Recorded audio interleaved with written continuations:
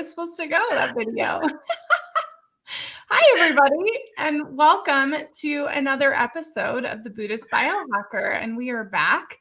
We are in our final shows of the year. We have 3 shows left. We have today, we are here, Herbal Thursdays with Sheryl Garcia. We are here tomorrow at 10 a.m. with Andrew Bartzis, really incredible Akashic Records reader and galactic historian. And then we do have a 2021 predictions show in December.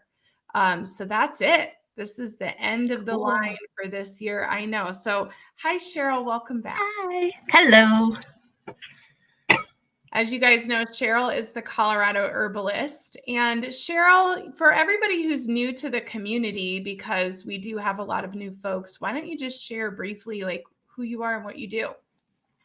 Well, I'm Sheryl, as she said, the Colorado Herbalist. So coloradoherbalist.com. And I am a certified herbalist in Western herbalism, which just means that my healing focus mainly on using herbs in Western countries.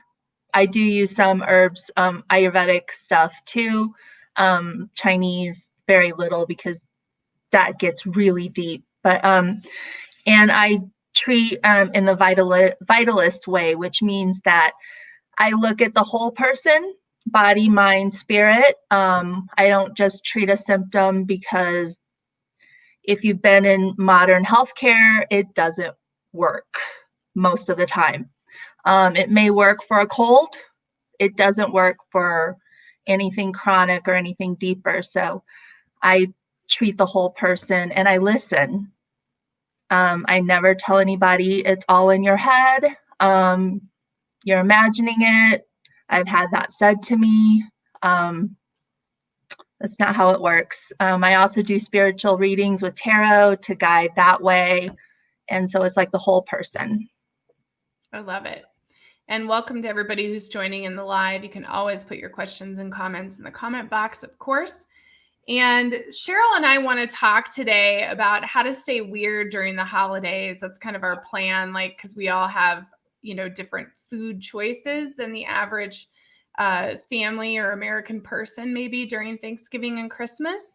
But before we do, Cheryl's also a channel and so am I. And we both have had some things come up for us or rise up into our consciousness. And I thought it would be fun to actually talk about it. And Sheryl, you had an experience. I'm dying to hear about it actually, since you texted me and told me. Good morning, Michelle, who's saying good morning. Hi, Michelle. So I want you to share your experience. What happened? So I was really, I had received a message actually through Lisa about Shekinah and the divine, which is a name for the divine feminine through Judaism, if you research it. And I was looking into it and was really, really touched me and letting my solar chakra shine, and which is creativity and is usually a masculine chakra. And so I was led to journal about this and really embrace my femininity and my divine feminine. So I was journaling yesterday, and I just started writing about what I wanted to do in my practice in my life, how I wanted to shine and let my creativity come out, and how I was going to do that and let my feminine and divine feminine shine through me. And as I was writing, and I wrote a page and I flipped to the other page, and I actually, on the second page, I wrote, I embrace my divine feminine, Shekinah Kundalini. I stand in my own femininity, embracing the divine.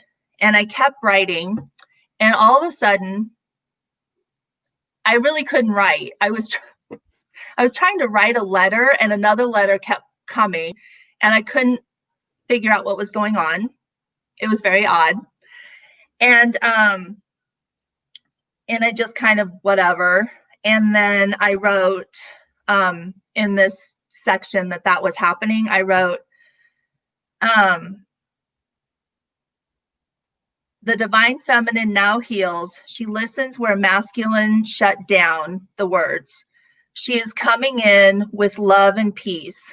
She is rising up her energy so the masculine can shut up and have a seat. Not go away, though he is still needed.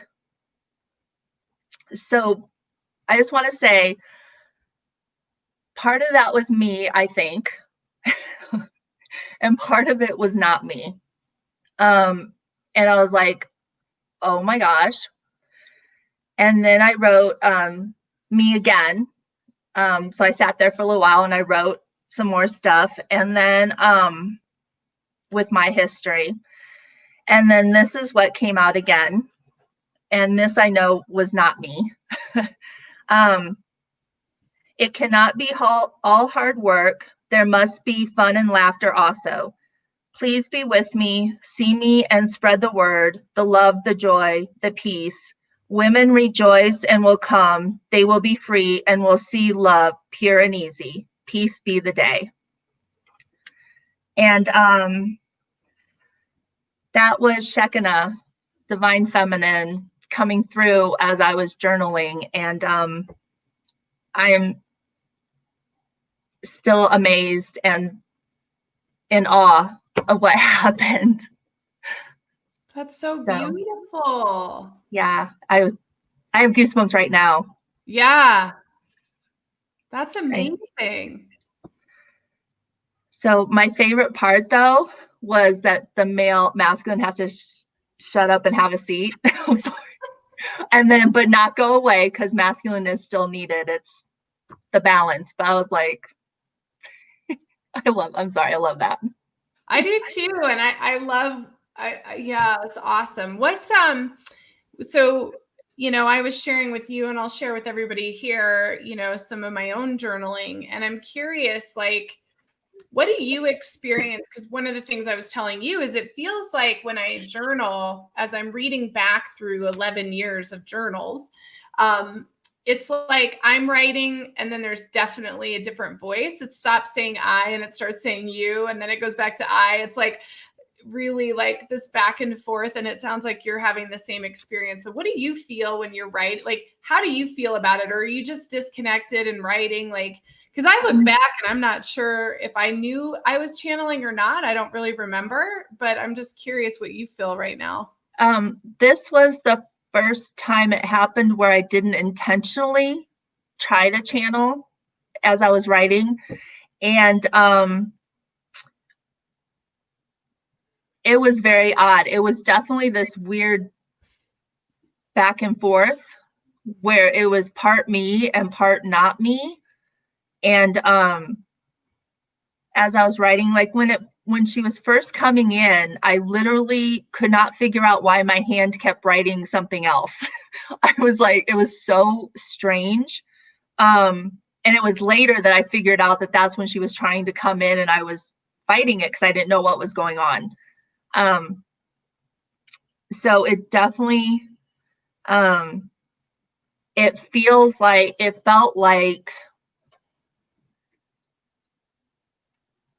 at the end, at the last paragraph end part, it definitely felt like kind of an overtaken, like a just flowing thing. But in the middle of it, it kind of felt like she was telling me. So it was kind of both, you know, like there was where she overtook a little part of it, but then part of it was like she was telling me, like sitting next to me and saying, yes, but the masculine can't go away type of thing, like a whisper thing. So it was kind of both. Next time I ever get that sense of my hand not doing what my brain, I'm just, now I know, just let it go and see. That was the first time that I was like, whoa, how I have like scribbles because I kept like, no, that's not what I want to write. It was so bizarre. It was like a possession. I don't know. Well, yeah, I mean, it really is, you know, that channeling energy. I mean, when I look at my journals, because for everybody who's watching, was telling Sheryl, I'm working on my second book, and it's like, this journal is from 2009. God help me. And, I mean, it really is like, it's just really intense. But because I just was going through so much stuff. But the point is, it's pretty obvious with my handwriting when it's me, and then when it's like all of a sudden the spirit takes over, Yeah. and it's like a completely different handwriting. Some instances not so direct, but other instances are very obvious. Like it's like, oh, suddenly it completely changes how I'm writing. I've noticed mine's very subtle in the last paragraph to the one before. I can see it. Other people probably can't. I can notice a subtle difference in the handwriting too. Yeah. So with your message today, Sheryl, because, you know, I hope it's okay to say, but like you've gone through divorce and your life is changing and you're really stepping into your divine feminine energy. And everybody out there, that's actually Buddhist Biohacker. That's our focus for 2021. We're really stepping into the energy of the divine feminine and what that's all about. So it's really the chance for all of us to bring together these beautiful women. And it's interesting because I'm in a part right now where I was just divorced. I had just divorced when I'm in this particular journal in 2009. So what are you going to do with that message, and what does it really mean to you in the scheme of where you're at right now? It's kind of a big question, but. Well, this whole journaling thing had just really was for me letting go of the hurt and things that I'd had was from the masculine side. Now that I look at it, it was my femininity, and everything was stepped on, stomped on from the masculine end, and who I was, what I wanted to do, everything. So it was a letting go of that, and then being able to shine my light and my creativity from the heart center and everything in the divine feminine way. It's hard to explain because I literally feel and picture this shining bright yellow light out to everyone that I am helping, that I interact with, and just even when I'm by myself in my day, when I stand in this, I see myself standing in my divine feminine, and there's this connection to the Mother Earth and to the spirit. It's like, I wish people could see what I see. I don't know. I know. Same here. Same here. But, and I wish I was a good enough artist to draw what I see. Yeah, exactly. Me too. But it's this whole letting go of the hurt and pain that was caused by the one-sided masculine, and embracing what was stepped on, picking it back up, and then letting it shine through. And for me, that was in my practice, in my healing practice, in my day-to-day with whoever I interact with. It's been a huge release and relief. Like, I feel like I am who I'm meant to be now. The person that wasn't allowed to shine before, I can be now. And I actually feel like a little kid a lot of times. I feel like a little kid that I wasn't allowed to be. And I'm like, yay, now I can go be whatever, and, you know, dance and dress like I want to. And, you know, it was just this huge breakthrough thing. And the love that I feel from the divine feminine and from spirit and just everything has been huge. Like, feeling so alone for so long and so cast out, like, for most of my life probably, and to be now to feel so loved and included, and everything from the universe and from things. And I can't even explain it. Like when my spirit team comes in, this is the symbol they give me, is the heart. Like, and it's the hands like that. And what I feel is just amazing. I just can't even. I love it. Oh, beautiful. So. My ear is ringing. That's amazing. Oh, and hi, Jackie. Hi, Jackie. I love that. You know, it's interesting because I decided, well, I didn't decide. It wasn't really me that decided. It was sort of like Spirit said, oh, I was working on a book. I wanted to write a second book because Enlightenment Pie, it's fine, but I wouldn't say it's something I look back and go, oh, that was a masterpiece. You know what I mean? It was like, oh, that was like all the crap that I just needed to get out of me, you know, and share about my health journey. And so I started to write about seeing the Dalai Lama, and because I followed him for 7 years. And what happened was when I was going through my journals, looking back at seeing the Dalai Lama, they're so full of me spinning about boys. Oh my God. Because I was single. And I realized, and so maybe it was me and Spirit together, but I realized that after I got divorced in 2009,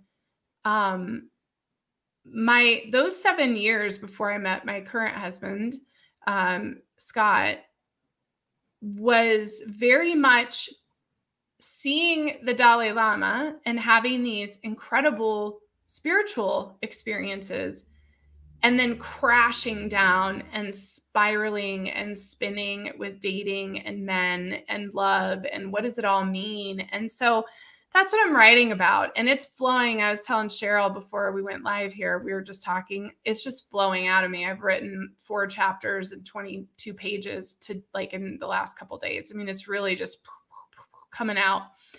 And so I've been going through my journal, and I'll just share with you guys, because I know a lot of you are spinning around men right now. I think there's a lot of folks, and dude, you're not alone. I mean, I think that's one thing to know. You're not alone. And it's easy for me to say, get over it because I've met my person, but just know, like, it's the inner work that really does support you through it. It really is always pointing back to yourself, even when it's painful. And you know, I'll just share, I got to put my glasses on, but this is like the deep, dark recesses of my journal, you guys. But this is what I said. I'm not well. My life is not well. Things are out of balance and I can't focus at work. I can't sleep. What am I doing? I let things consume me. 2 years ago, I was consumed by my challenges at home and whether or not I should leave my marriage. Then I was consumed by the young man. Now it is the man from my past. Nothing should be consuming. Nothing should be this hard or overwhelming. I asked for all of this. I created all of this. Now what? Does it need undone? I certainly can't go around it. And what of my ego? Why does it cling so tightly to itself, its needs, and its insecurities? My thoughts become reined in as I remember the self-inquiry practices the woman from the Bahamas had given me. How do my insecurities serve me? When will I be committed to a relationship with myself? When will I care for myself the way I want to put effort into someone else? I'm so used to doing for others. When will I do for myself? I have a fear. I am afraid of losing a man I think I love. I have clung so tightly to the idea of him. He has already taken a few forms. My husband, the young man, the man from the past. I think even my high school boyfriend as a form of this man. What happened? Did I think that I would connect with him and that would be it? I think I did. I thought that I would leave my toxic marriage and meet my soulmate and live happily ever after. But it was fear. Fear was forcing it. My fears of being alone forced relationships, and the doors have closed altogether. I pull out my journal. I will no longer see fear as a premonition, but instead as a voice of the ego. Fear's voice is Shelob and her sticky layer. When I see this image, I fill it with divine love. Divine love is Charlotte and her ever-giving nature to all those around her. The space is transmuted to light. Charlotte is the space of creation and sharing versus Shelab's space of reaction and corruption. I hold these images close to my heart. My relationship with the man from my past is settling now as the earth settles in for winter. All is still in this time. As the earth blooms, so too shall you. Waiting for your partner is not withdrawing, but instead cultivating a seed, nurturing the soil, and taking care. You take care of others by taking care of oneself. Accept the need for time and space. Remove expectations, dance, sit in the heart. Your love will find you there. Meet each other in the heart.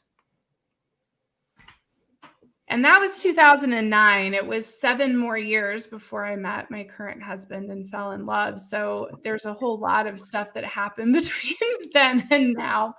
But yeah, that's a little excerpt from my book. And you can tell when spirit takes over in the journal and decides they're going to talk. It's like a weird, and I'm noticing it as I'm going through these journals, like, they just sort of come in and start telling me what to do and how to be. And thank God for that. But anyway, it's my story. That's amazing. It's like I have all my journals laid out in chronological order. Yeah. Is that what I want to say? So they're all laid out. I have 1, 2, 3, 4, 5, 6, 7, 8, 9 of them. Wow. For 7 years. Nine journals for 7 years. There's a lot of garbage in there. That's a lot of writing. But there's also all these really beautiful things that spirit said and whatever. So yeah. I'm going to get through these 9 journals, and I have a feeling it will happen over the next week or two. I mean, I just feel like it's just kind of this flow I'm in about telling this story. But anyway, so for those of you guys spinning, just remember you're not alone. And you also, when you meet the one, you don't spin anymore. I mean, I did a little bit when I met my husband, for sure. I was like, whoa, is this really it kind of thing? But, he also told me how he felt about me, and there were no more questions. So I think just remember that. So I'm glad we got to share, and you're dirty now, Sheryl. So I don't think you'll have as much drama as I did, though. But well, I probably not, because I'm older and my marriage was a long time, so I think you had drama. I'm done with it. If somebody comes in with the drama, they can leave with it. I'm just not.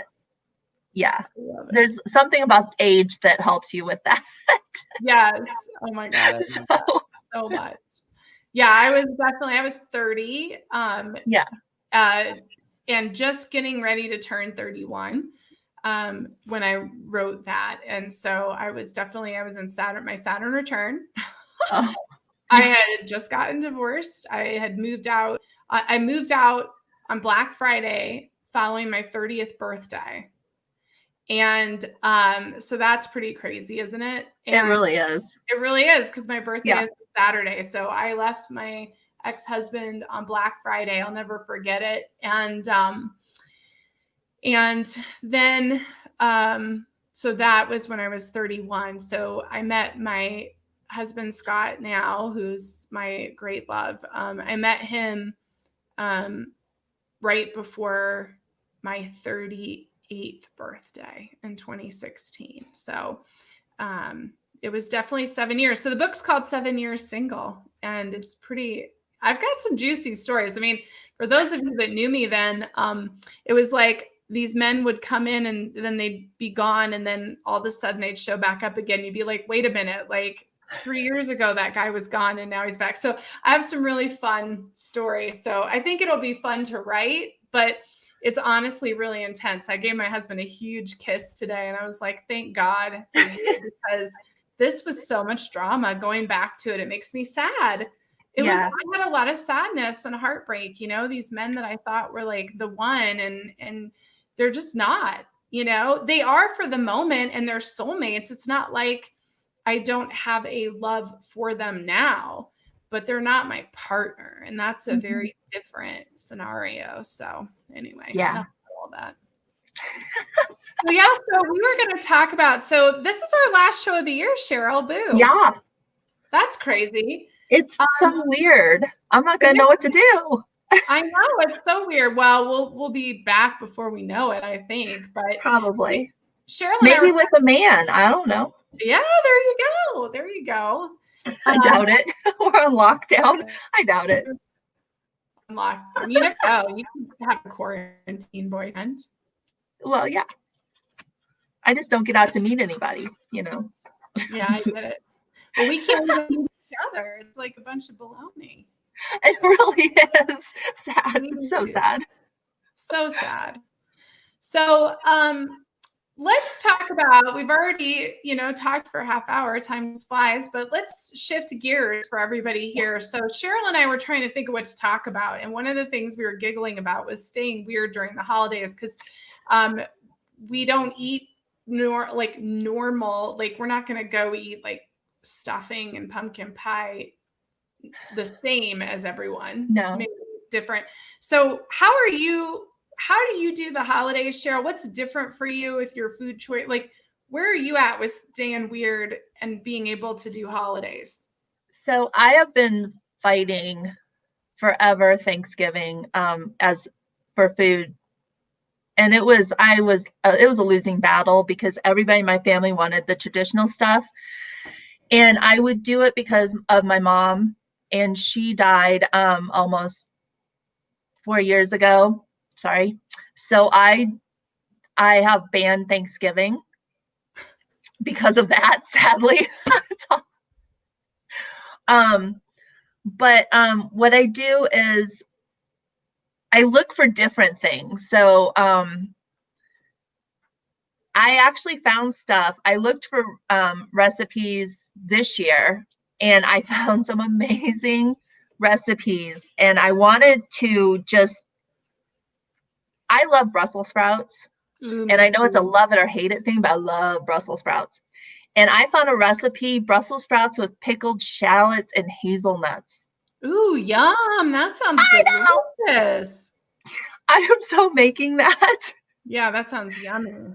I think my daughter will eat Brussels sprouts, but I'm probably the only one in my family that really likes Brussels sprouts. And I'm making it for me. Nice. And then I found this other one, roasted butternut squash with cider vinaigrette. Ooh, yummy. I know, right? That sounds delicious.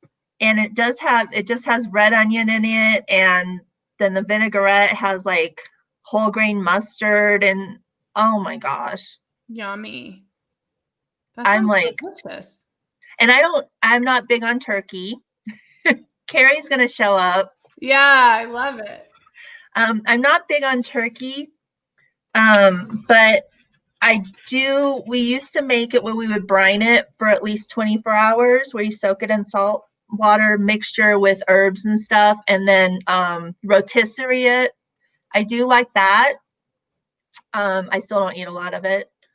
So I will not be doing that this year, considering it's probably a party of one. But if you do eat meat, that's a really good way and healthy way to have turkey. Yeah. I was trying to think dessert wise, I found a recipe for peppermint chocolate energy balls. Yummy. That's healthy. Oh my gosh. Too. I'm going to have to limit how many I make because, like I said, party of one. Because my oldest son, it's his anniversary. He actually got married. This is his 4-year anniversary. I think it's the 23rd. Don't hurt me if I got the day wrong. Sorry. It was on Thanksgiving. So I'm sorry. Crack me up. But he's going to Jamaica. I know. How nice is that? I'm telling you. So he's not going to be around, and I don't know if my other two will show up or not. So I will end up eating the energy balls by myself. But it's like a really good cocoa almond And then the peppermint is crushed on the outside, like the peppermints. Yummy. But I don't have that in front of me, so I can't tell you exactly. I guess I didn't get that one done. My printer went kapooey. You could post it on our MeWe. I think I'm going to post them because, oh my gosh, sounds so delicious. good. But yeah, don't do the bread. Don't do the, what else? I have unhealthy recipes I really like too, but there's a corn casserole one that has corn and bell pepper, onion, and bacon, and you do some stuff with the bacon fat, and then there's some cream in there, but it's really good. Yummy. That one I'll probably make too, just because, oh my gosh, I only do it once a year. Yeah, no kidding. Well, so I was single for 7 years and alone, and I did have my dad, my stepmom came one Thanksgiving, but otherwise I had 6 Thanksgivings completely by myself. And Yeah. my little Thanksgiving thing was I would do baked sweet potatoes and baked chicken usually, because again, like you're alone, so I just do like a chicken breasts or something. And I make a gluten-free stuffing that I really love because I do love stuffing. And my mom has this recipe she's made all my life with sage sausage and stuffing. So I'll make a gluten-free. That sounds good. Yeah, so I make homemade gluten-free cornbread, and then I cut it up and let it dry out. So I do that a couple of days before, probably make that over the weekend, and then mix in the sausage and the vegetables and things. And then I would roast vegetables like parsnips, beets, cauliflower, like just roast those, and then you have roasted vegetables. That was I do that regularly, so. Yeah. And I used to have this thing where I would always go hiking on Thanksgiving. That was my single gal's Thanksgiving. Yeah, so that's a good idea. Yeah. So my marriage, especially in Colorado, like Thanksgiving's usually really nice out here still. And so I'd always go on a hike. Married gal Thanksgiving looks a little different because we have 4 kids. And so all 4 years we've had them at the back half of the day. So we end up having them for like Thanksgiving dinner. We're going to barbecue our turkey on our Weber grill for the first time. I'm going to try that. And we're doing a smaller turkey. I haven't eliminated meat completely from my diet, but I'm chilling way out on it while I decide what feels right for my body. And so we're not doing a big, huge turkey or anything. I'm going to make my homemade stuffing, and I'm going to do some different veggies this year. I'm actually going to try like broccoli, carrot, celery in my stuffing. And I get my sausage. I don't like to buy pre-made sausage because of the nitrates and God knows what else is in there. So I'll probably get homemade sausage from the local butcher over here. So I'm going to try that. And I'm trying to think of what else. Oh, and then the kids don't really, so our oldest likes mashed potatoes, but nobody else does. And usually what I do, so for everybody out there, white potatoes are terrible for you. So usually what I do, sorry, I have the hiccups. Usually what I do is I bake or boil, depending on how much time I have, parsnips, rutabagas, and a couple red potatoes, and I mash those. And it tastes just like mashed potatoes, but it's mainly root vegetables. So it's really much healthier for you. However, all of the kids, for some reason, are obsessed with golden sweet potatoes right now. They like love them and they're so good. But I couldn't get them to eat an orange sweet potato, but they'll eat the golden ones. And those are a lot better for you. And in Ayurveda, sweet potatoes are very grounding. So their favorite thing right now is I actually bake golden sweet potatoes, and then I mash them and I fry them in coconut oil. And it is so good. I don't know how healthy the frying maybe is, but so I am going to do that instead of mashed potatoes. I'm going to fry golden sweet potatoes that are mashed for everybody for a little Thanksgiving treat. So that's kind of my plan for Thanksgiving. So we'll have like roasted vegetables mixed with the gluten-free stuffing, and then the turkey we're going to cook on the grill, which should be really delicious. And then do the mashed golden sweet potatoes. So I do have rolls for the kids, but just not for me, of course. My husband probably won't eat them either.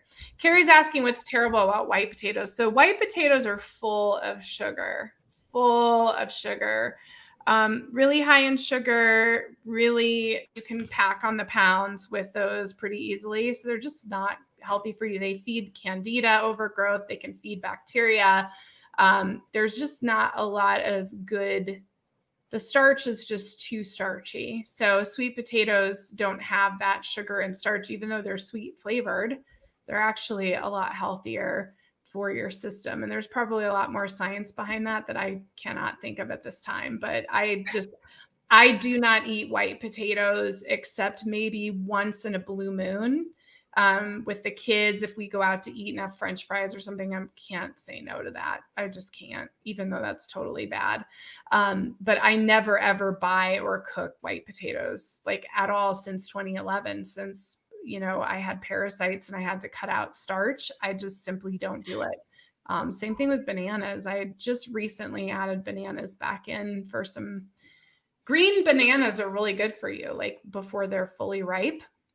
They have a lot of probiotics for your gut, but they're so high in sugar. There's like as much sugar in a ripe banana as a Snickers bar. So, Wow. Yeah, it's pretty crazy, isn't it? I mean, it's pretty crazy. I like bananas, but I think I'd rather have the Snickers. Yeah, well, exactly. I mean, why would you even bother? Like, just have chocolate instead. I mean, it's healthier for you. I mean, so yeah. So I just recently added some banana into my diet, but I have to be careful with that because of the sugar too. So yeah, so those are my Thanksgiving treats. I'd say, it's always awkward to go to Thanksgiving somewhere, but I don't think we have to worry about that this year with the quarantine. So I guess we don't have to talk about that. But usually, I try to stick pretty keto if I go somewhere. Like I try to just stick to the good protein and the vegetables and stay away from all the bread and breading and whatever. But none of us probably are going anywhere. So I'm not. Yeah, me neither. Do you have any Thanksgiving traditions? My littlest has decided she wants to do a secret turkey.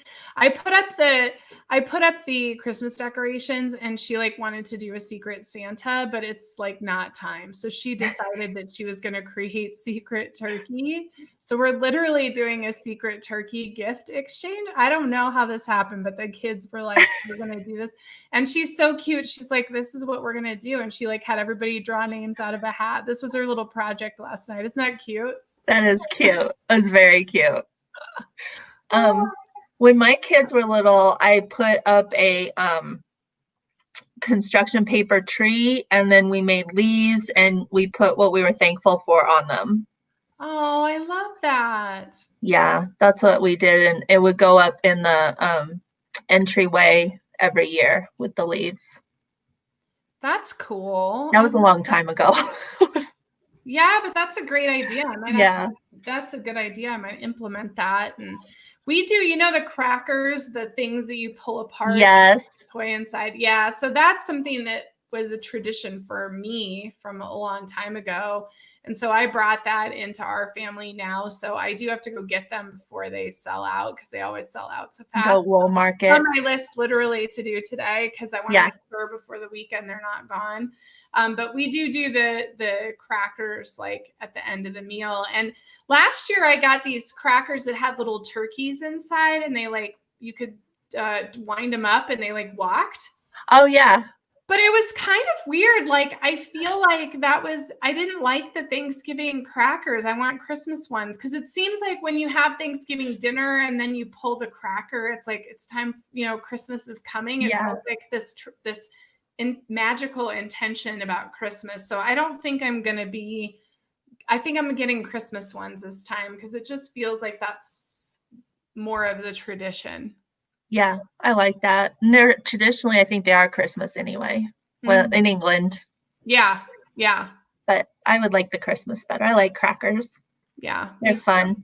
They are fun. Yeah.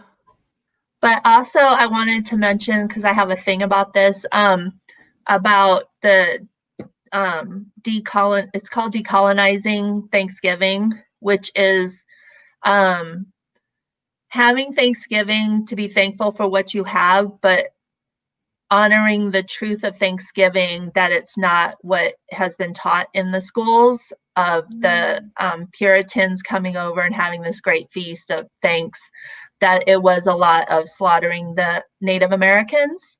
Mm-hmm. And I just want to mention that if you don't know, if somebody doesn't know the true history, to maybe research a little bit and to honor the land that we do have, and the food that comes from this land that we have.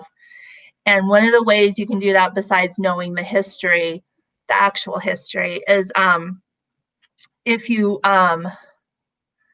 do your foods locally, that is honoring Thanksgiving in the way the Native Americans would have, because they did get their foods locally, obviously, and still do. So, and a couple of dishes that are really still common and link back to Native Americans is like wild rice dishes, and Three Sisters, which is the corn, beans, and squash that you can make a ton of different ways. And just, and actually had something I wanted to read if I can find it real quick. Okay. That's because I wanted to mention it, because my grandma, I know people look at me weird when I say this, but my grandma is Kickapoo. It was Kickapoo Indian. She's no longer with us. So I have a real heart for the Native Americans, and I'm trying to find it. Sorry. Oh my gosh. And so I just wanted to put the information out there if I can find it. Oh my goodness, where are we? Yeah, this is good, Sheryl. I'm glad you're bringing this up. Here we go. This Chef Nephi, I don't know if I'm saying that right, Craig, who's a member of the White Mountain Apache tribe. He had an article, it was on vice.com, how to decolonize your Thanksgiving dinner. But what he said, one thing that he said that I thought was really good, just a sec here. I should have had it up. I'm sorry, guys.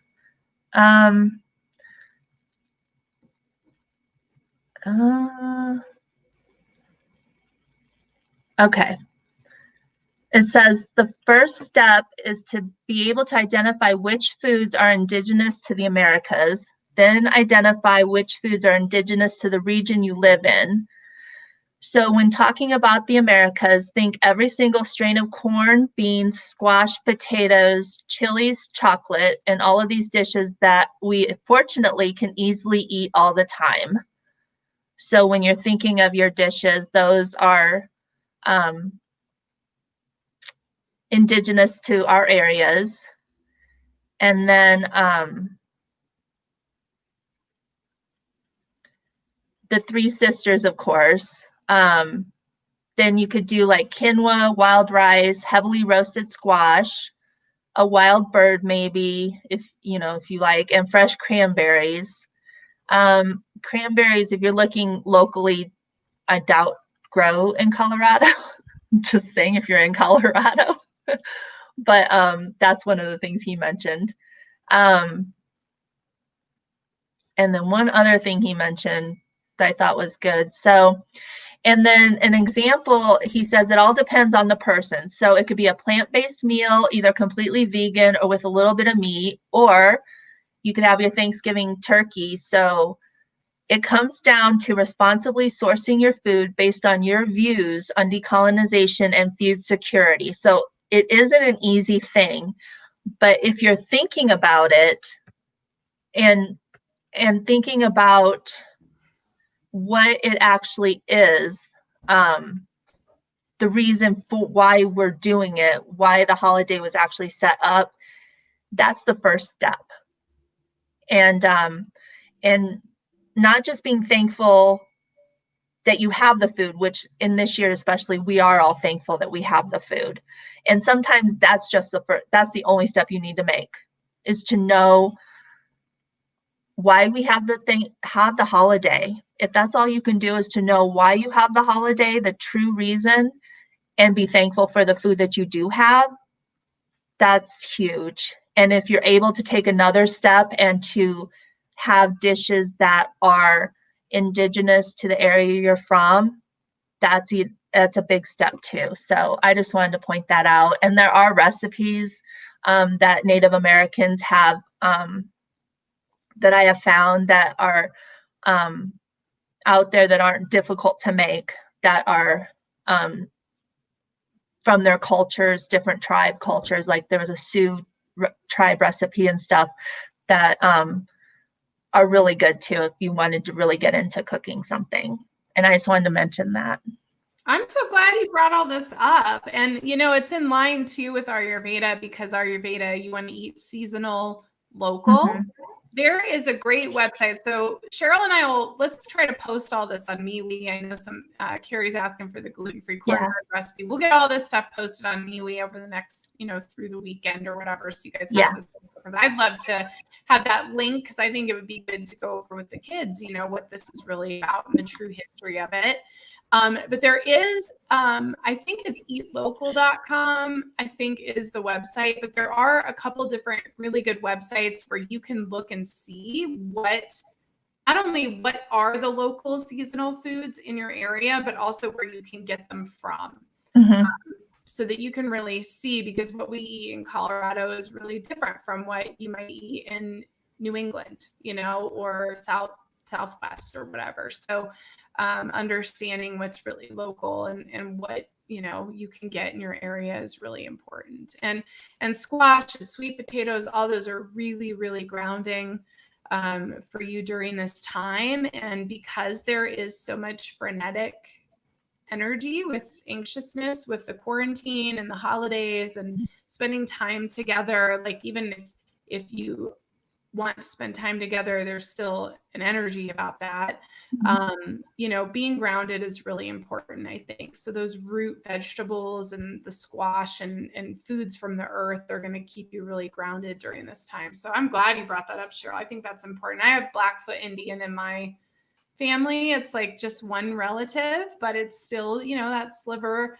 It makes me wonder, like, are there any sacred practices that we can all do to honor our Native American ancestors, during this time? I know we set a plate. So at my house, just like Halloween, I do the same thing at Halloween, but at Thanksgiving, I put a little bit of food on a plate of all the different things we have for all of our loved ones who've passed away, just to invite them to the table and allow them to be with us.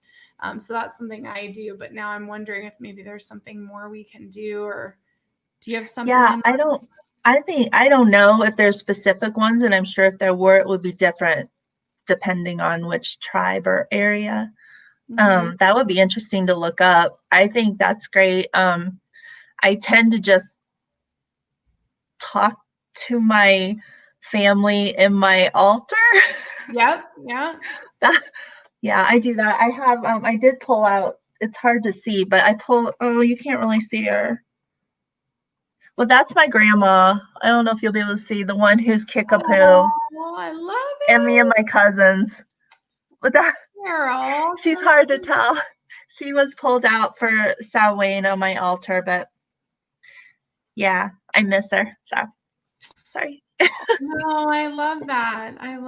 Yeah. So I think, if you guys are on our MeWe forum for Buddhist Biohacker, as we're sharing some of this information, I'd love to hear what everybody's traditions are for Thanksgiving.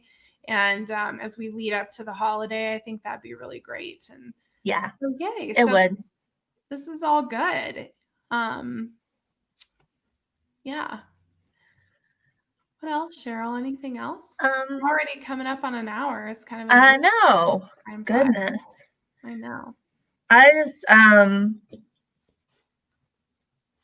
the only other thing was going into the other holidays is I just want to say also to realize that, I'm gonna maybe get some flack.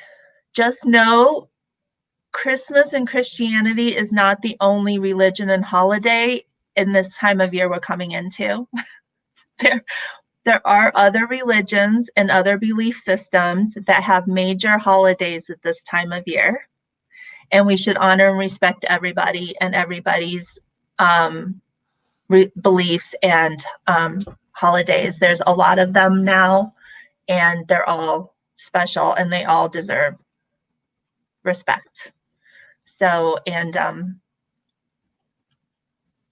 I don't know. I just wanted to say that too. I totally agree. And on that note, we're all in this together. And so all around the world, we're going to be tucked away in our homes on lockdowns and quarantines. They're shutting things down all across the planet right now. So, let's be thankful for what we have, right? Yes. And celebrate each other and be in that unity energy like you're talking about, Sheryl. I mean, yes. I think it's really important that we do that for each other. And so I'm glad that you brought that up as well. And, just this is a time for self-reflection and introspection and getting ready for a brand new year. And the only thing I want to share is we do have a free call on Monday morning for our Conscious Collaborative community. I'll be sending out information about that today or tomorrow.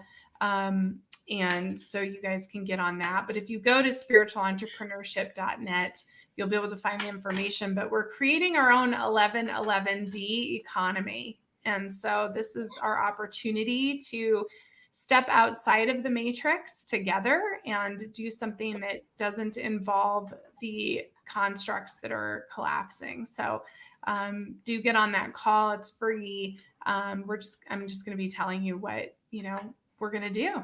So that's something I wanted to share. And again, we're back tomorrow. So Sheryl, I don't know if you've heard about Andrew Bartzis, but he's pretty epic. He's a really incredible galactic historian. He's going to be on at 10 a.m. tomorrow. I'm pretty excited about it. Awesome. Yeah. And I don't work tomorrow. Yeah. So get on. I'm so excited. I'm pretty excited. I'm going to ask him for a short birthday reading for sure live tomorrow. But Andrew Bartzis is a galactic historian. He reads the Akashic records. He's pretty incredible, the information that he can access. So this is a must watch for sure for everyone. So keep that in mind. Sounds amazing. Yeah. So that'll be at 10 a.m. tomorrow. And then we're pretty much done for the year here on Buddhist Biohacker, with the exception of our prediction show. And that is we're just buckling down and kind of, upgrading the branding and getting ready for a new year. We've got a huge lineup next year. We have about 100 shows already scheduled for 2021. Wow. Yeah, it's pretty wild. So we will be back and better than ever with all new programming and a lot of familiar faces too. So it's going to be really good. So I love you so much, Sheryl. Yay, I love you too. Yes.